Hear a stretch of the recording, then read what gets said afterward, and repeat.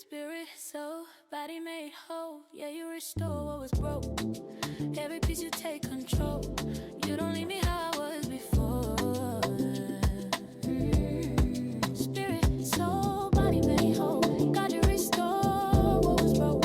Yeah, you said it, so I know every word you uphold.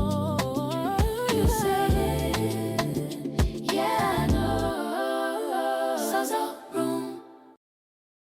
Welcome, beautiful people, and welcome again to another episode on the Sozo Room. This is Mikala, and you already know how this goes. This is a space where we believe God cares about your spirit, your mind, your body, and your story. Over the past few weeks, I've spent a lot of time just talking about hardships of life, the struggles of life, the moments when things don't go the way we planned, or when life feels overwhelming, and even when we find ourselves carrying a little bit more than what we expected in 2026. Because I don't know, I feel like 2026 is gaslighting me in some way. Who knows? But today, I want to take a moment to acknowledge the people who are carrying heavy things while still showing up every day. A lot of people wake up and they just keep going, even whilst feeling emotionally exhausted, physically tired, mentally tired. If you are responsible for someone other than yourself, and I'm talking about children, or just taking care of your older parents, just being in a position where you are needed all the time can teach you a few things, and that is to keep moving on, regardless of what your inside is trying to tell you. Sometimes our body is screaming, rest, take a pause, take a break. I need to replenish myself. But our responsibilities, depending on how heavy it is, rest seems like a luxury. So I know a lot of us have probably heard sayings like, time waits for no one, or life will leave you behind, or it's something were to happen to you, then that job will find someone to replace you. So sometimes when we have that concept of life, it can feel like it does not give us the option to stop, especially if you are the financial contributor of your household. You have to go to work, so you have to pay the bills. And if you don't go to work, the bills don't get paid. So to sacrifice your paycheck for rest, that's a hard thing to do. And this kind of gets worse if you don't have a community, or if you don't have someone else to kind of step in and help you with those responsibilities. That's why my heart goes out towards single parent households, because in times like today, where everything is so expensive and insurance is trying to absorb half of your paycheck, it is hard. It is hard. And life will feel more of something that is sacrificial, something that you're trying to survive, instead of just being in the moment and just making memories. So a lot of us learn how to hold it together. And what people see is the strength, our productivity, our ability to keep things under control. And they don't see the weight that we're carrying internally. And there are reasons for that. But there's one word to kind of like describe all of what I'm talking about, and that is high functioning depression. A lot of us are walking around seeming as though things are great, but beneath the surface, we're struggling, and we don't know because it doesn't look like the typical depression that a lot of people describe. And that could be because of the high tolerance that we have to stress, or our ability to mask very well. As we get older, the concept of replenishing becomes something that we have to intentionally practice, because the truth is we are not generators. We are human beings. We cannot continue to just constantly pour out whilst not being restored or being poured into. Rest is replenishing. But sometimes, depending on what you need, you may not need a nap. You probably might just need to eat more nourishing foods, or take care of your body, your hygiene, creating space for yourself emotionally, spiritually, mentally, or just slowing down Sometimes it could be setting boundaries, stop taking up additional work at work, maybe, or telling some people that, hey, when I get off from work, I'm going to need the time off to just be to myself. I can't really entertain guests. Sometimes it looks like allowing yourself to receive care instead of just always being the one to provide it. Before, right, I oppose the idea of replenishing because in some ways it stirred up feelings of guilt, selfishness, and even shame. I found value in just being productive, and I was proud of my ability to keep working and keep pushing. My identity at the time was kind of tied to my ability to contribute. So if I couldn't offer anything, then in some ways it would have proved that I have no value. And there were moments when I took on more work just to feel seen or to receive the applause from others. Like, oh, you're so hardworking, you have a great work ethic. And honestly, I hid myself, like the way that I felt inside behind all of those affirmations. It felt like a plaster to like a big bruise, like a burn, right? And we don't put plasters on burns. But hiding behind the affirmations made it easy for me not to face how I felt about myself on the inside. For some people, sometimes stopping can feel like everything around you might fall apart. So you keep moving because it creates this illusion that things are in your control when in reality, it is not. Oftentimes, we get trapped in the thought, how can I rest when there is still so much that needs to get done? This right here is for my survival folks. So many people learn how to survive on empty, not because they don't need the rest, but because they have convinced themselves that there is no room for rest. They become so accustomed to carrying, performing, and pushing through that they forget what it feels like to be rested, what it feels like to be restored. And sometimes when living this way becomes normal, we don't even recognize that something deeper is happening beneath the surface. So we see and experience time differently. And it's never enough time when it comes to replenishing because you're always on the go. If we pause, things will feel like it's out of our control. It will produce shame. It will produce guilt and so many more things. I'm sure that you've heard someone close to you or even yourself say that on the surface, I smile, I show up, I do what I need to do, but deep down inside, I'm struggling with so many things and the people closest to me don't even know. That statement can describe many experiences.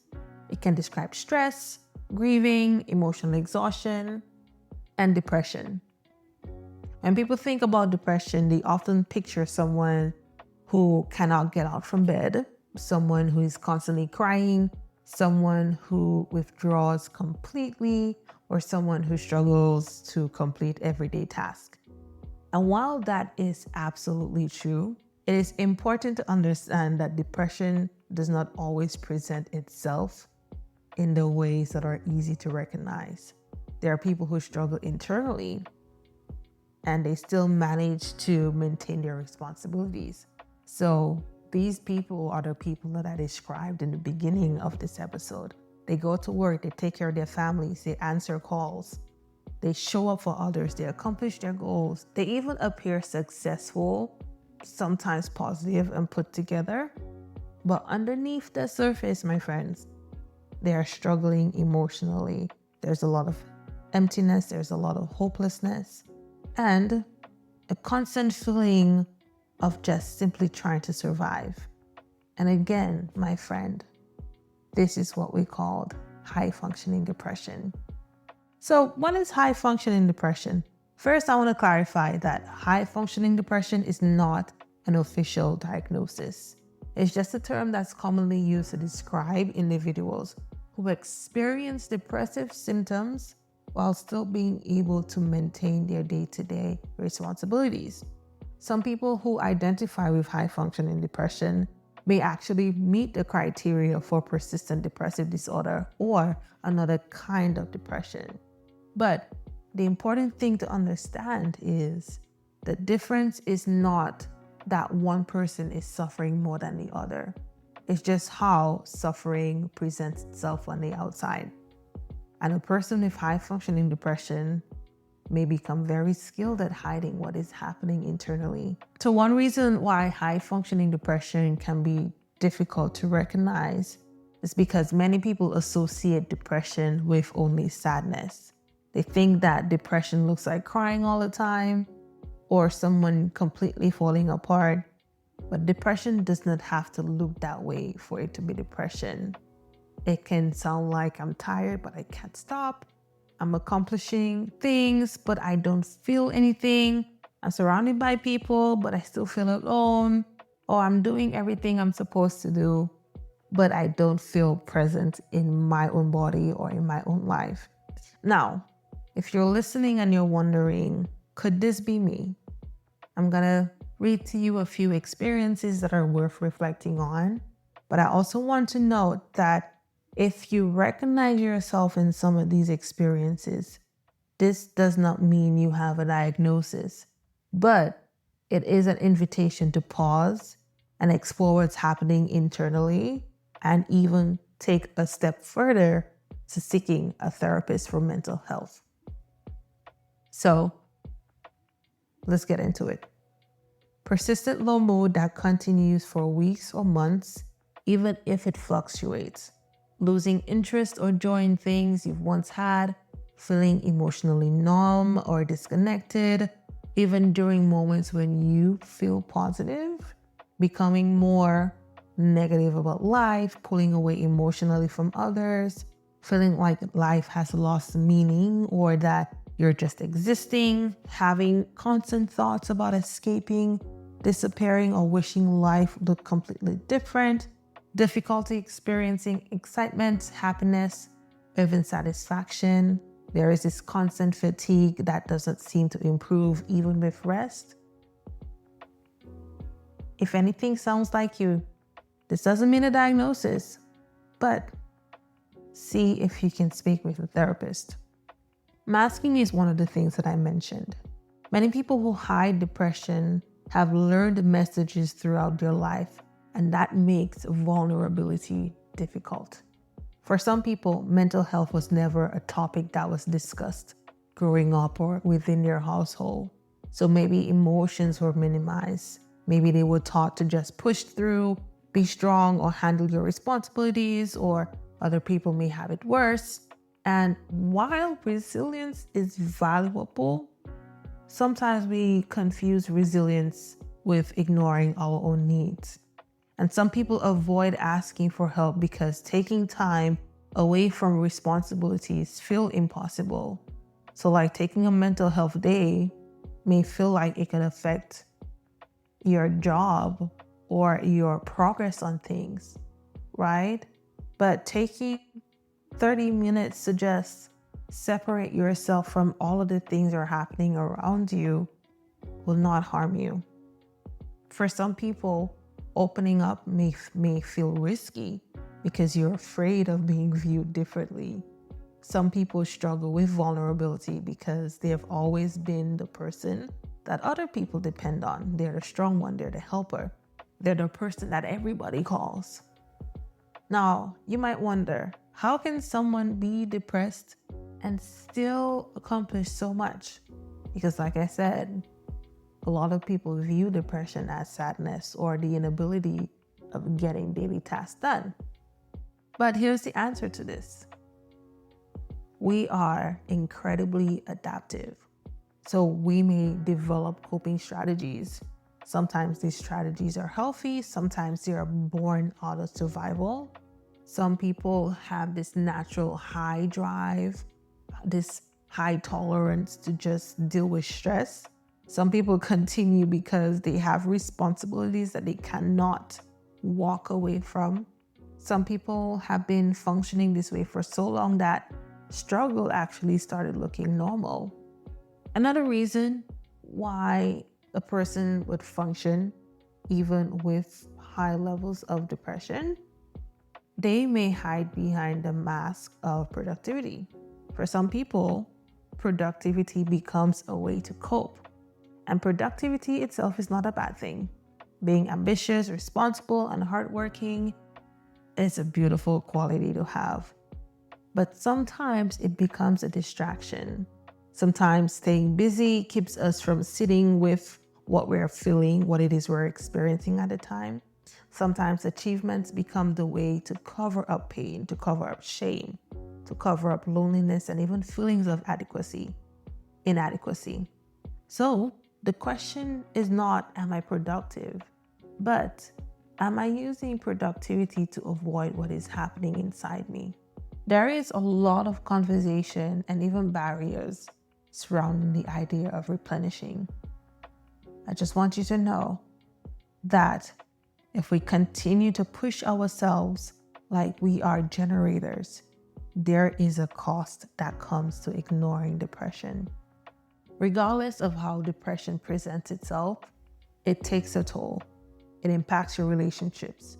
So your loved ones may notice that you appear a bit more dissociated, or you seem more emotionally unavailable or irritated, or even less engaged, and they don't know how to explain the differences that they see. It can also impact your work. You may still perform, but the creativity, the passion, the satisfaction that you once had will fade. It affects your physical health. Depression affects the whole person, by the way, mind, body, soul. It can influence your sleep, your appetite, energy, pain, and overall well-being. And over time, constantly running on the empties, will deplete your ability to even handle additional stress. So eventually, even small challenges can feel overwhelming because your emotional reserves are already exhausted. So it is important to replenish yourself. It could be physically, emotionally, mentally, spiritually, in all the different dimensions. You replenish yourself. You cannot continue to pour out without being restored. You cannot continue to carry everyone else while neglecting yourself, because your needs matter too. You rest, you set the boundaries, you reconnect to God. If it means that you have to reach out for professional support, do that. Therapy is not for moments where life completely falls apart. It can be preventative. Now, I know that when you're counting your coins, therapy can seem like a luxury to have. But there are some agencies that offer free sessions or low rate sessions, or even workshops that you can attend that will give you the resources that you need. And they can even connect you with other agencies where you can get that mental health resource that you need. So do some digging and find out where they're located in your area. Now, are there people in the church that may have high functioning depression? Absolutely. And this is not because the church causes depression, okay? But because the church is filled with people and people carry pain, and they come into that building with all of their life experience. In fact, I personally believe, okay, that Christians are some of the best mask wearers. We know how to pretend. We have a grade A in pretense. Okay? Sometimes we don't wear the mask because we're trying to deceive people, but it's because we're trying to protect ourselves. We're hiding the disappointment. We're hiding the numerous unanswered prayers. We're hiding the grief of losing someone we prayed would be healed. We're hiding the discouragement that comes after believing God for a breakthrough that hasn't come. Maybe you stood in front of the church and testified about what God was doing in your life, and everybody celebrated you. They even prayed on you. They anointed you with oil. But somewhere between that testimony and that prayer and where you are today, life changed. The breakthrough didn't last. The marriage still ended. A diagnosis came. The job was lost. The ministry became overwhelming. And instead of telling people, I'm struggling, you quietly put on the mask because you don't want to explain what happened. Because just by you telling your story, just by you using words to give life to that experience, you're also giving life to the emotions that were attached to that experience. In some churches, in some denominations, they teach you to not claim certain things, especially when it comes to the emotions. Like, don't claim depression or anxiety. Don't say that you have this. Don't say that you have that. And in some ways, the intent is, I understand the intent, but sometimes it can push a person towards pretense or ignoring the reality of what's happening. There is a difference between believing God for something and pretending. Faith doesn't require you to pretend that you're okay. In fact, bringing the reality of what you're experiencing to God in your lifetime and believing that He has the ability, He holds the power to change that. That is faith. Not pretending like everything is okay. Faith says, God, this hurts, but I still trust you. Pretending says, I'm fine, while quietly falling apart inside. I remember one friend that I had a long time ago. She was going for a rough time, and it was so bad that her physical appearance, you could see how it was changing. And every time I would ask, like, hey, how's it going? Are you okay? Can I help you with anything? It is well. That will be my response. It will always be, it is well. It is well. And I know that there are a lot of Christians who do that. When someone is trying to reach out to you and see how's it going, like you kind of use scripture to kind of like say, it is well, or it's all in God's hand. Almost as though you're trying to like avoid the conversation. But the truth is, in that time, even if the person cannot give you what it is that you need, the fact that they're opening up themselves so that you can speak about what you're experiencing is a lot to just help you relieve some of those things. So sometimes we kind of hide behind scripture. We mask ourselves, right? But throughout scripture, we never see God asking people to hide their pain from Him. We see a lot of examples of people crying out to God, presenting the reality of their life experience to God. And He never condemned them for it. He met them where they were. I've also seen this in ministry leaders. They genuinely love God. They faithfully serve His people. They spend their lives pouring into others while quietly neglecting themselves. Week after week, they preach, they lead worship, they counsel, they pray, they visit hospitals, they carry the burden of the entire congregation, but rarely make space to process their own pain. Eventually, the weight becomes so heavy that some even step away from ministry, not because they no longer love God, but because they finally realize that they cannot continue pouring from an empty cup. And sometimes leadership can make vulnerability complicated. When people look to you for guidance, for wisdom, for strength, it can feel difficult to admit that you're struggling. Some leaders worry that if they become vulnerable, that it might actually blur the line between leader and follower. Some fear losing credibility. Some fear disappointing people. And sadly, some genuinely believe that if they admit they were depressed, anxious, discouraged, or emotionally exhausted, people might conclude that their faith isn't real. Or worse, God isn't faithful.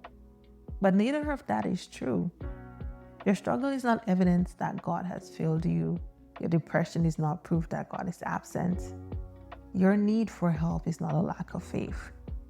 So church should be one of the safest places to say, I am not okay. I'm reminded of Matthew 11:28. Come to me, all who labor and are heavy laden, and I will give you rest. Our Bible has a solution for everything that we go through in life. And here it is saying, plain and simple, come to me, all who labor and are heavy laden, and I will give you rest. God knows that we will go through moments where we are even too tired to pray, where we become too tired to worship. And he says, come, I will give you rest. So if you recognize yourself in this conversation, I want you to know something. Your ability to function does not mean your pain is insignificant or less severe than another person's. Just because you can carry something does not mean you were meant to carry it alone. God cares for the parts of your story that people see, and he cares for the parts that people don't. The smile, the exhaustion, the silent battles, the things you have never said out loud. Even if what you're internally experiencing might be invisible to others, well, let me tell you, it is completely exposed before God. There's nothing that we can hide. He sees it all. Don't ever think that you are too much.